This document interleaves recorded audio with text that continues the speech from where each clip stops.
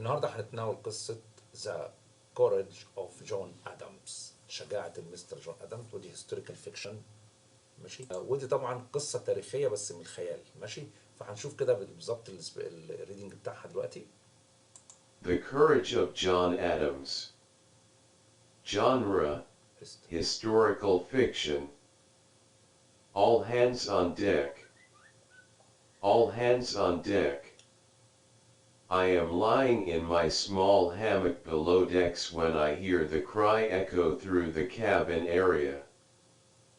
All around me, men jump up and begin readying themselves.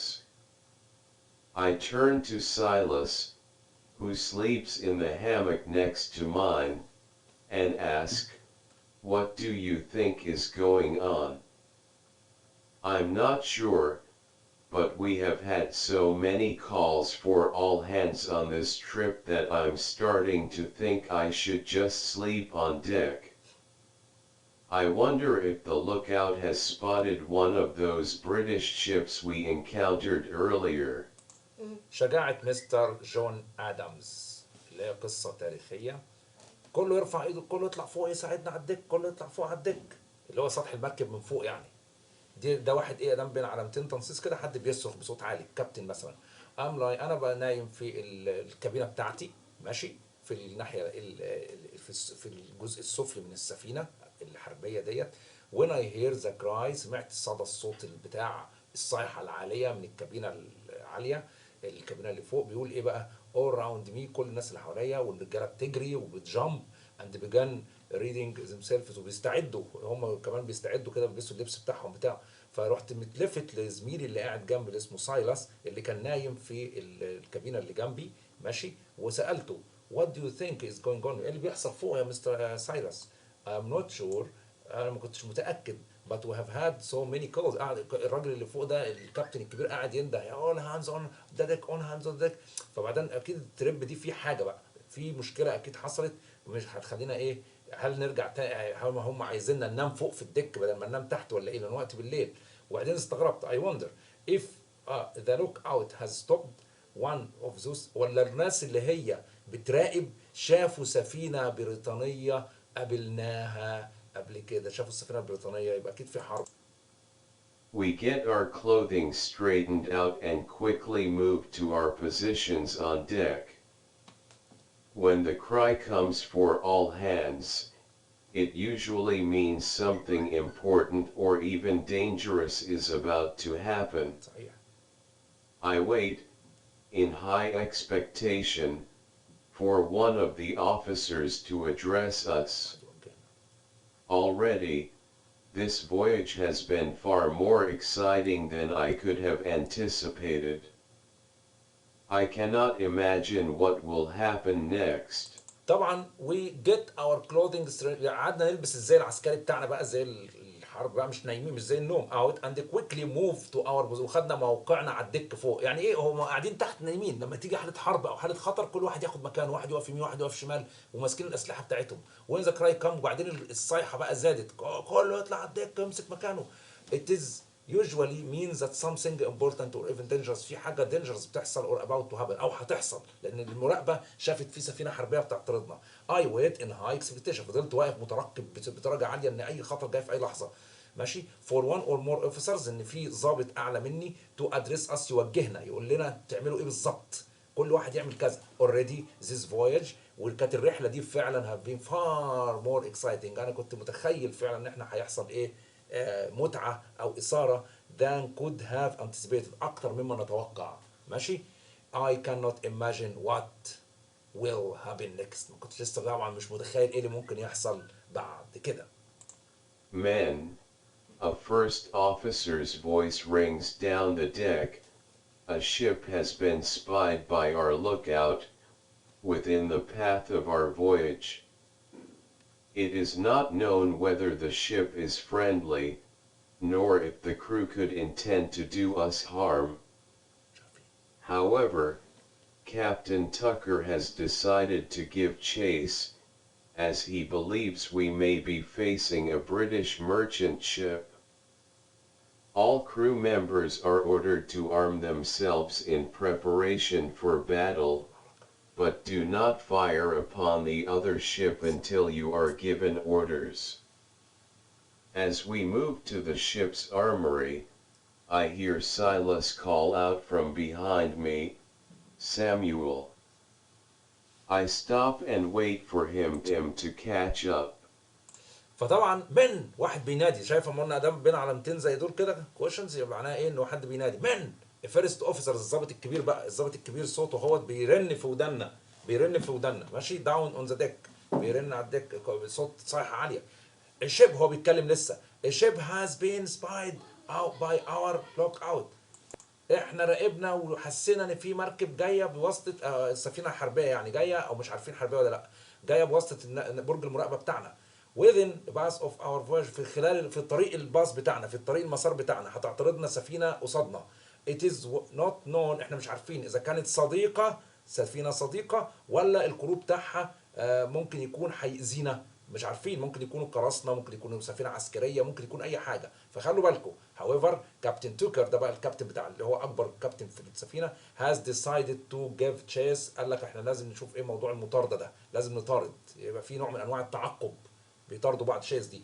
as he believes many may be facing British merchant. ممكن تكون سفينه بريطانيه بتاعه تجاره يعني رايحه تنقل بضائع من بلد لبلد، ممكن يبقى ساعتها مفيش مشكله.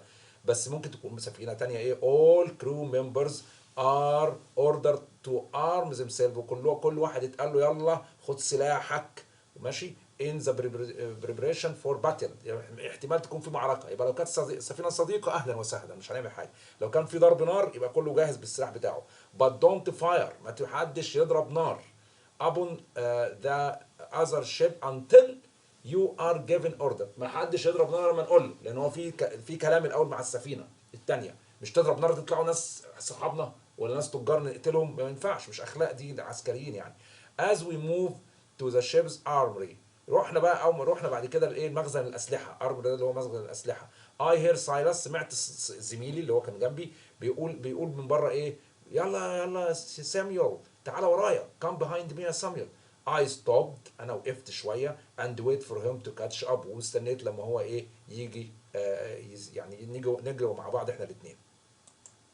Samuel, can you believe this? This trip gets more and more exciting. Do you think they will let us fight? I don't think so, Silas, I reply. Two, they do let us fight, it will be because our crew has been overwhelmed. So, let us hope it doesn't come to that. But you will fight if necessary. Silas asks. Of course I will, but I'd rather it not be necessary. Remember our cargo, Silas.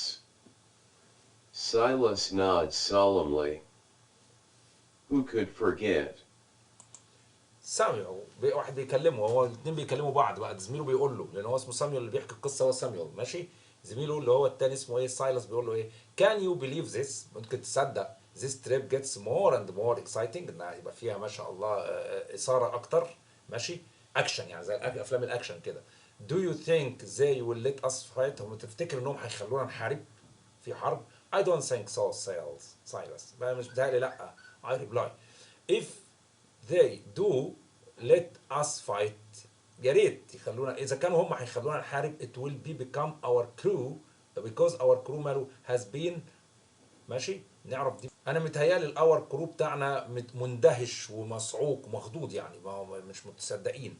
so let us hope it doesn't come to that، يمكن ما تجيش كده زي ما انت متخيل يعني، ان احنا ما نحاربش يعني ماشي. هو يبقى الاولاني الواد ده اللي هو سايرس عايز يحارب، بس الثاني اللي هو جون ادمز او اللي بيحكي القصه سيمونز ماله مش بيقول له لا احتمال ما يحصلش حرب ولا حاجه. but you will fight if necessary، سايرس ask. سايرس قال لي خلي بالك بس انت هتحارب لو حصل كده.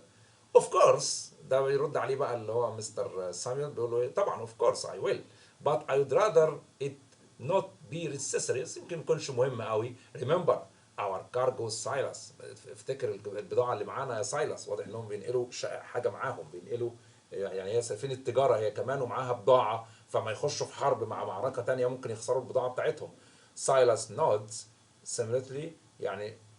فطبعا سايلس هز دماغه كده دي بهدوء يعني، قال لي ايه كده يعني هو كود فورجيت، هو مين اللي ينسى؟ انت فاكرني هنسى البضاعه اللي في البخره؟ يبقى واضح انها سفينه فيها بضاعه معاهم وخايفين عليها، فلو هجم عليهم قراصنه او اي حاجه زي كده ممكن يكون في معركه بين الطرفين. اوكي، بيحموا البضاعه اللي معاهم. Could forget. We get in the back of the line at the armory, for although Silas and I are considered officers in training, we are at the bottom of the ship's hierarchy in instances like these. Most officers assume that 14-year-old boys will not be able to light as well as grown men. Silas and I disagree, but we would sooner jump ship than argue with a first officer. As I look around at the crew members readying the ship, I see, off to the right, the precious cargo being carried by our ship. John Adams, statesman and revolutionary leader, and his son, John Quincy, boarded the Boston with us a month ago. Mr. Adams is on a diplomatic mission to France, although his presence on board is supposed to be kept in greatest secrecy. Mr. Adams. طبعا احنا رجعنا بقى، بيقول بيحكي we get back to line in the armory، رجعنا بقى على خط عشان نبتدي نستعد للقتال بتاعنا مثلا اذا حصل. for also Silas and I considered officers in training، الاوفيسرز بتاعنا اللي هو بيدربنا ماشي. we are at the bottom of the ship's hierarchy، احنا كنا اقل ناس يعني، هم من العساكر يعني مش ضباط، اقل ناس في السلم الوظيفي بتاع ايه المعركه، مش ضباط وربان وكده، انت عارف الرتب هم رتبتهم قليله شويه. most officers assume that 14 years old boy عندهم 14 سنه ماشي. كلهم بيتخيلوا البحاره الكبار بتوعنا متخيلين اللي ولد عنده 14 سنه اللي هو قد اللي بيحكي 14 سنه will not be able to fight as well as grown men، مش زي الراجل البالغ الكبير ماشي. فهم يبقى واضح ان السايلس ده والتاني كان عندهم كام سنه؟ 14 سنه 14 years old. اكبر مني بسنتين. يس سايلس اند اي disagree، كنا مش مختلفين في الموضوع ده، مش متفقين. but we would sooner jump ship than argue، احنا قلنا نطلع احسن بدل ما نقعد نتخانق. هو بيقول هنحارب هيخلونا نحارب، والتاني بيقول مش هنخلونا نحارب، يعني في جدل بين الاثنين. نستنى اما نشوف الفرق الاوفيسرز هيقول لنا ايه، اللي هو الضابط الكبير بتاعنا. هنتخانق دلوقتي، نطلع نشوف الموضوع ايه. as I look around at the crew member، قعدت ابص على الاستاف بقى اللي فوق، اللي الناس اللي هو بتوع السفينه، طقم السفينه readying the ship، بيجهزوا السفينه. I see، شفت ايه؟ of the right، شاف ايه على اليمين؟ ذا بريشس كارجو، البضاعه الثمينه اللي هي الذهب والمجوهرات بقى اللي معانا. being carried by our ship، يبقى واضح انهم خايفين حد يجي يسرق منهم. اصل هيسرق ايه؟ مش هيسرق السفينه كلها، هيسرق الذهب والمجوهرات والحاجات الغاليه. طيب جون ادمز ده واحد بقى شاب كمان. جون ادمز، مين جون ادمز ده؟ ده راجل سياسه كبير قوي، راجل بارز زي وزير كذا، بس هو ايه؟ ثورجي بتاع ثوره، قائد ثوره، ريفوليوتري ليدر. اوكي، اند هيز سون، وابنه معاه. يعني جون ادمز كان معاه ابنه، مين ابنه؟ جون كوينسي. مالهم دول؟ بوردد تو ذا رايحين بوسطن، بوسطن دي في امريكا. with us a month ago، من شهر راكبين معانا. مستر ادمز is on diplomatic mission to France، كان رايح ايه؟ بوردد بوسطن، وكان ورايح فين بقى المره دي؟ من بوسطن لفين؟ لفرنسا. عرفنا تاريخ الرحله ولا لا؟ واتجاهها عرفنا انها رايحه من ايه؟ من بوسطن لفرنسا. although his presence on board is supported to be kept in greatest، الله، ده كمان ده وجوده على البتاع دوت لازم سبوز تكون تو بي ايه؟ لازم يكون في سريه تامه، لان لو اتعرف ان معانا رجل سياسه على المركب تبقى مصيبه. هيخطفوا المركب ويتساوموا بقى، انت عارف لما يكون راجل سياسه غالي ممكن يخطفوا المركب ويخطفوا الراجل ده ويقولوا عايزين فديه $1 مليار عشان نرجعه لكم. ما هو راجل سياسه مهم بقى، فكده الموضوع لازم يكون في ايه؟ في سريه كامله. ماشي؟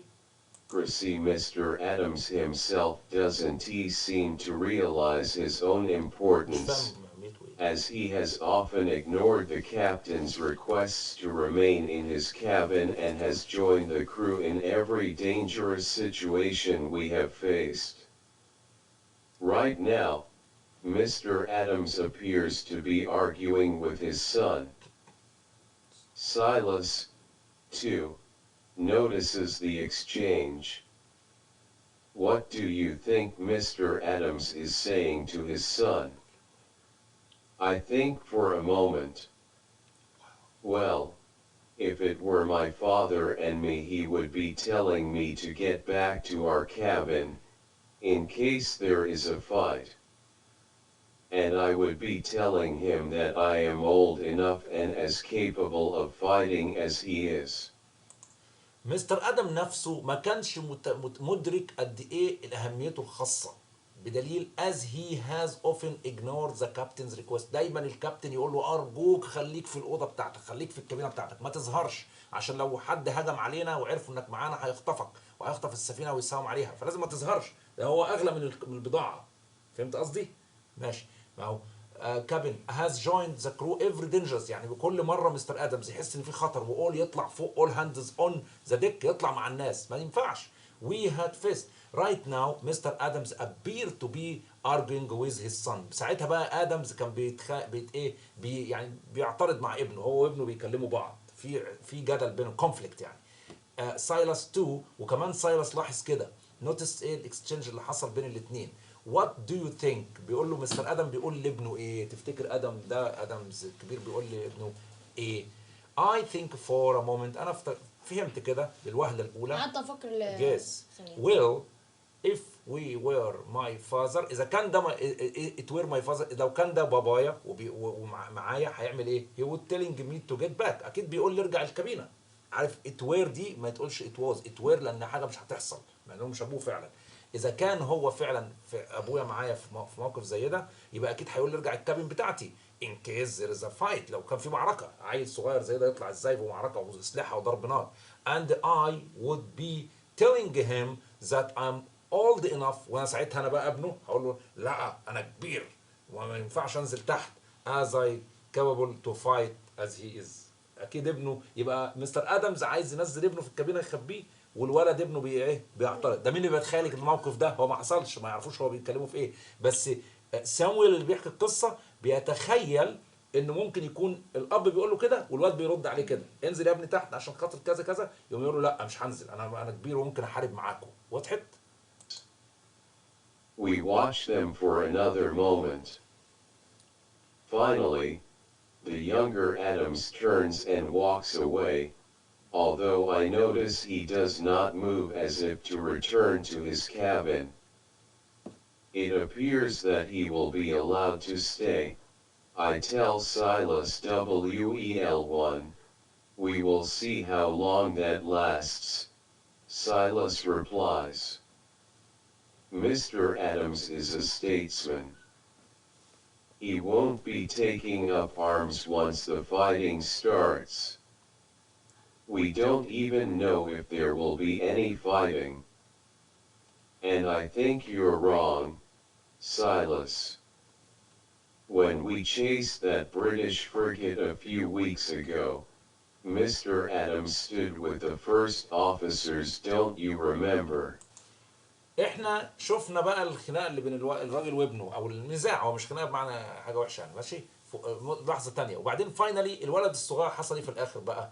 رجع ومشي، بس ايه؟ ما رجعش الكابينه بتاعته.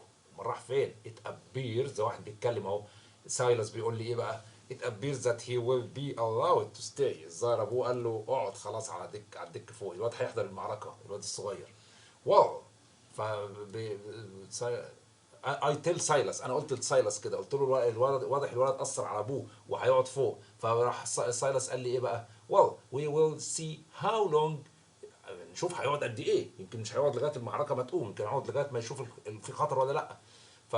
رحت انا قايل له ايه بقى؟ مستر ادمز از ستيتمنت، ماشي، ستيتسمان، ده راجل بتاع الولايات المتحده يعني، راجل سياسي.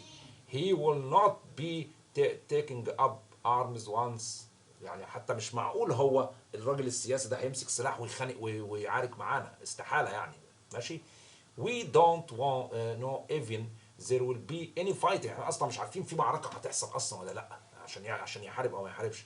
and think you are wrong. ساعتها سايلاس هتبقى انت على خطأ، مش كلامك مش سليم يعني. when we chased that British، لما نيجي بقى نجري ورا السفينه ديت ماشي، لما احنا فعلا نطارد نمشي ورا السفينه البريطانيه دي كتير، اللي هي دي كده ماشي، ايه بقى فيو ويكس. فاكر لما عملنا وطردنا السفينه البريطانيه من حوالي اسابيع فاتت، مستر ادمز قعد فين؟ في الفيرست اوفيسر بتاعه، والذا فيرست اوفيسر قعد جوه مع القبطان اللي هو في مقدمه السفينه. مش فاكر ولا ايه؟ يبقى معنى كده الراجل ما خافش على نفسه، ده قاعد جنب القبطان نفسه ماشي، يبقى بيفكروا. Our turn in line is up before Silas can answer. طلعونا فوق. We are outfitted with minor weapons and are told that they are for protection purposes only. As we expected, we are instructed not to enter into a skirmish unless specifically ordered to do so. A call of all hands also means that we are to be at the ready until such time as those of us who are supposed to be off duty are released. Sails and I take up positions on watch, maintaining our place on the ship's deck, as we move closer to the sails in the distance. Our turn is line up. بقى احنا بقى قالوا لنا يلا خلاص اطلعوا بقى اقفوا في صف واحد، كل واحد يقف في صفه في مكانه. سيلز كان انسر لغايه ماشي، سيلز كان انسر. يعني ده حصل، وقفونا في طابور قبل ما هو يرد على سؤال الاخراني، لما قلت له فاكر مستر ادم قاعد جنبه في الكابينه ومش عارف ايه، قبل ما يرص قالوا لنا يلا اصطفوا في طابور. وبعدين جهزونا بايه؟ اوتفيتد ايه؟ بايه؟ بماينر ويبون. زادوا بدنا سلاح صغير قوي. ليه؟ وار تولد ذات زي ار فور بروتكشن بيربوز اونلي، عشان تدافعوا عن نفسكم بس، انتوا ما تضربوش نار على غيركم. انتوا لا قدر الله واتغلبنا ولا وصل حاجه، معاكم اسلحه بسيطه تدافعوا بيها عن نفسكم عشان ما تموتوش بس، لكن انت ما تهجمش. واضح؟ as we expected، كما توقعنا فعلا. وار انستراكتد نوت تو انتر ذا سكيرمش، اللي هي ايه يعني؟ زي مصادمه بسيطه او مناوشه بسيطه او حرب، هي معناها برضو فايت او باتل بس على صغير. ما حدش فيكم يخش في اي صدام مع الناس الجايين دول ماشي، unless specially ordered to do so، الا اذا حد فعلا قال لكم يلا بقى خلاص احنا محتاجين مساعدتكم فعلا، ما فيش حل بقى، لازم تشاركوا. بس ده مش ايه، مش هيحصل ولا لا. a call for all hands، يلا. بعد كده ايه؟ حد قال يلا، كله استعد. all hands يعني ايه؟ كله استعد ماشي. also means that we are to be able ready until such time of those are supposed to be off ready ماشي duty. قعدنا بقى نستعد احنا عشان لغايه ما تيجي اللحظه الحاسمه دي ونشوف ايه اللي هيحصل. سايلاس اند اي تيك اب بوزيشن، خدنا الموضع بتاعنا عشان نشوف ماشي، وحافظنا على الاماكن بتاعتنا على سطح السفينه، كل واحد عارف مكانه فين بالظبط، ده في اليمين ده في الشمال ده في النص كده يعني. as we move closer to the sails بقى المره دي sails in the distance. قربنا بقى من السفينه اللي جايه علينا. يلا ابتدت اللحظه الحرجه ولا لا؟ قربت، كل ما نقرب كل ما اللحظه الحرجه تقرب. When I was assigned to the Boston, I was told we would be sailing on a routine trip to Europe. In all honesty, there isn't any such thing as a ROUT1NE trip anymore. Every time we set sail, we run the risk of encountering a British ship. And since the revolution began, neither side can ignore the other. Even when we confront merchant ships, we must engage. Merchant and trade vessels could be carrying supplies to British troops, and if we can stop them, we weaken the British army. اولا هو انا الكلمه دي غلط، دي اسمها روتين. اوكي.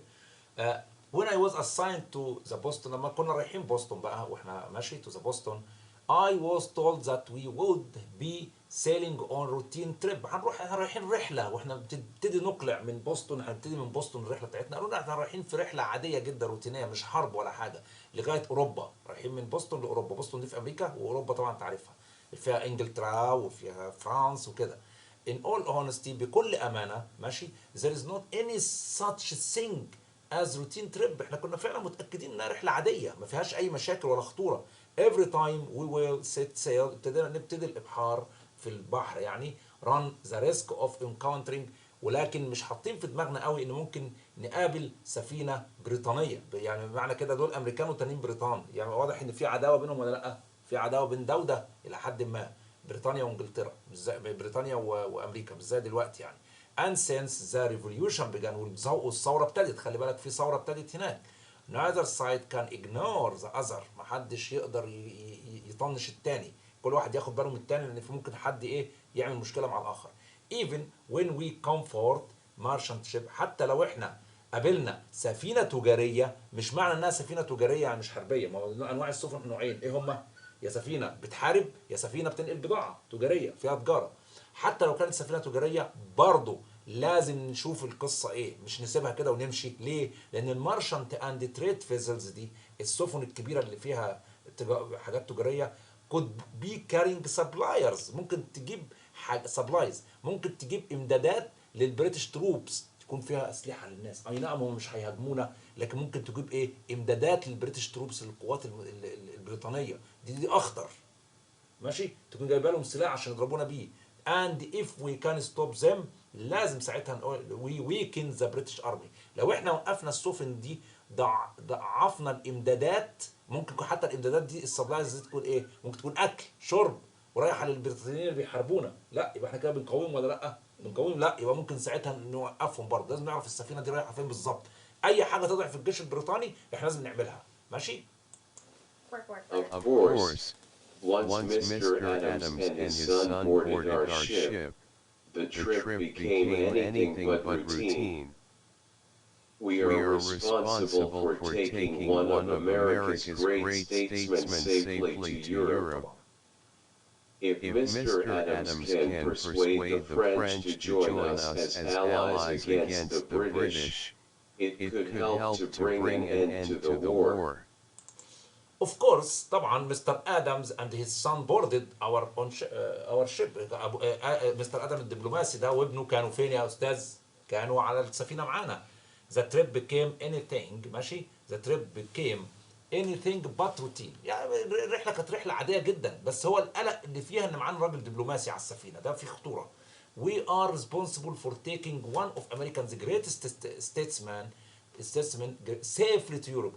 ده اللي خلى الرحله فيها نوع من انواع الايه الخطوره شويه، لان معانا راجل دبلوماسي ممكن نتخطف مننا، فده لازم ناخده بامان ونوديه اوروبا. ماشي. if مستر ادمز كان persuade to France، اذا كان ممكن يروح لفرانس join us as allies. ماشي. احنا بقى ايه يا ريت لو مستر ادمز ده يقنع فرنسا انها جوين اس از الايز، يعني ايه واحده من الحلفاء بتوعنا، يا ريت. يعني هو واضح ان دي رحلته، يبقى مهمه مستر ادمز ايه كراجل دبلوماسي؟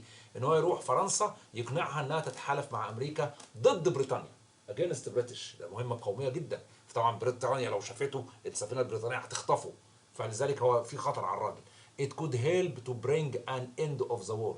لو فرنسا، يبقى ازاي الحرب تنتهي؟ لو فرنسا اتحالفت وبقت الايز مع امريكا، ساعتها الحرب هتقف على طول، بريطانيا هتستسلم. ماشي، ده معناها كده، ده شرط مهم. شفت بقى خطوره الراجل وجوده ايه؟ وجود الراجل ايه معانا؟ طيب شوف بعد كده. Early on, it was obvious this trip would be different. The weather became rough almost as soon as we left port. Most of the ship's crew and all of her passengers were taken ill. The cabin area was full of sick people, and some thought the captain might make us turn back. We continued on, however, and most of us eventually were back up and working. طبعا بعد كده ايه اللي حصل؟ اريان it was obvious that this trip would be different. كانت الرحله في بدايتها كان obvious، كان واضح ان الرحله مالها في بدايتها ان الوزر جه رف جدا، الوزر اتغير، الطقس بقى غريب جدا. ماشي. as soon as left the port، من ساعه ما سيبنا المينا في الاولها ايه اللي حصل؟ most of ship crew مالهم؟ حصل لهم ايه؟ and الباسنجرز كمان were taken ill، كلهم مرضوا. عارف انت لما البرد الدنيا تبقى بارده حواليك، لما الدنيا تبقى بارده حواليك يبقى ممكن الناس تعيا. ماشي، الطقس يتقلب الطقس، انت ممكن تعيا. The cabin area was full of sick people. كل الكابينه كانت مليانه بناس عيانين، وساعتها حتى الكابتن نفسه قال يلا يا جماعه نرجع ورا، بس احنا كملنا الرحله. however most eventually we're back. يعني ده كان في اول الرحله، يعني كان في اول الرحله الناس كلها عيانين، وكان الكابتن هياخد قرار انه يرجع، لكن قال لك لا خلينا نكمل ونشتغل احسن، هنخف مع الطريق يعني. اوكي. Then we sailed into the midst of 3 British ships, and we thought we would be overtaken. After a short skirmish with one of the ships, the British vessel turned and disappeared.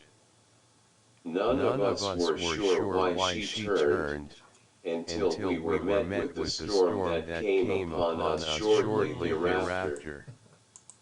During the storm, لما كنا في وسط البحر بقى، في وسط البحر لقينا 3 سفن بريطانيه بيقربوا علينا، طبعا خطر، امريكا مش مع بريطانيا ضد بعض، ماشي. وساعتها افتكرنا ان احنا هنتخطف، اوفرتيكن، هيتهجم علينا. بس بعد مده بسيطه ومعركه بسيطه جدا، سكيرمش قليله جدا، with one of them، واحده منهم يعني، قعدنا نتناوش معاهم كده ضرب بسيط يعني. ذا بريتش فيسل الاكبر واحده فيهم رجعت واختفت. none of us were surely why رجعت ليه، ما كناش عارفين.